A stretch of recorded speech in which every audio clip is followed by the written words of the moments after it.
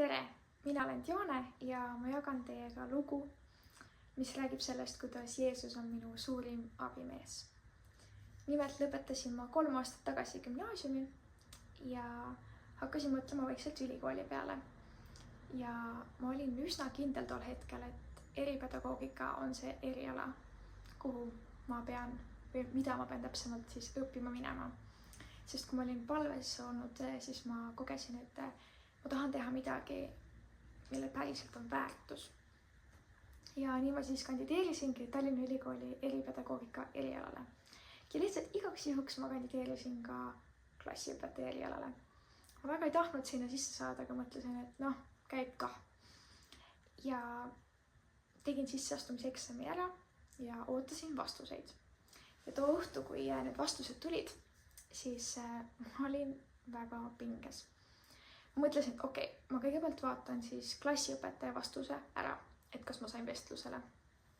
Ja Tallinna Ülikoolis on selline huvitav süsteem, et seal on nagu enda personaalne kood ja siis sa pead otsima seda, et on nagu vestlust ajad ja siis sa vaatad, et kas sinu see kood sai endale vestlusaja.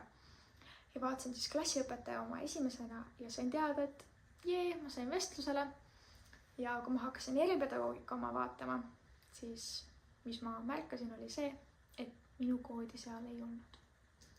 Ehk siis ma vestlusele ei saanud. Ja käisin siis klassiõpetaja vestlusel ära. Pärast seda mõtlesin, et mul oleks päris hästi. Ja tegelikult sisseastumiseksami punktid olid nagu ka okeid. Ja lihtsalt nagu kuidagi mõtlen ja tunnen, et äkki ma võiks nagu üle vaatama, et miks ma ikkagi nagu ei saanud sinna vestlusele.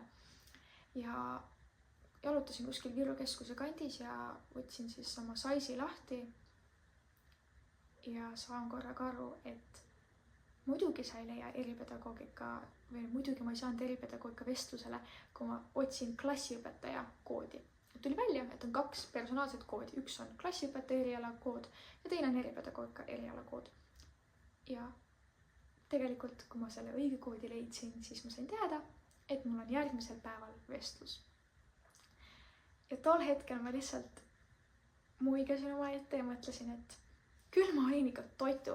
Lihtsalt sellepärast, et ma ise olin nii pinges, ma oleks ääre pealt jäänud ilma võimalusest minna enda unistuste eriala vestlusele.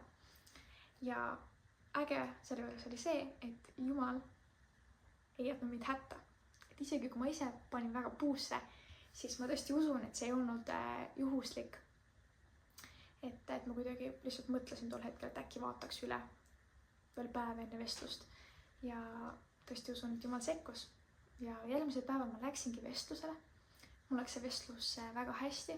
Ma olin tegelikult isegi tänulik, et ma kõigest 1 päev ette teadsin, et mul oli see vestlus, sest et nii ma ei jõudnud isegi pabistama hakata, sest mul olid päevad üsna täis pukitud. Ja käisin vestlusel ära, sain teada, et ma sain sisse ja nüüd 3 aastat hiljem lõpetasingi eripedagoogika baka ja tänu Jumalale ma sain ka sisse magistrisse.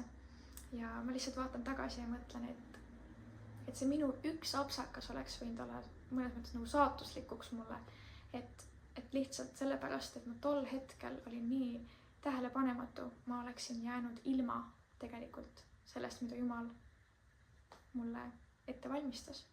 Aga õnneks Jumal on hea ja ta ei jätnud. Ta ise sekkus ja andis mulle uue võimaluse ikkagi minna sellele vestlusele.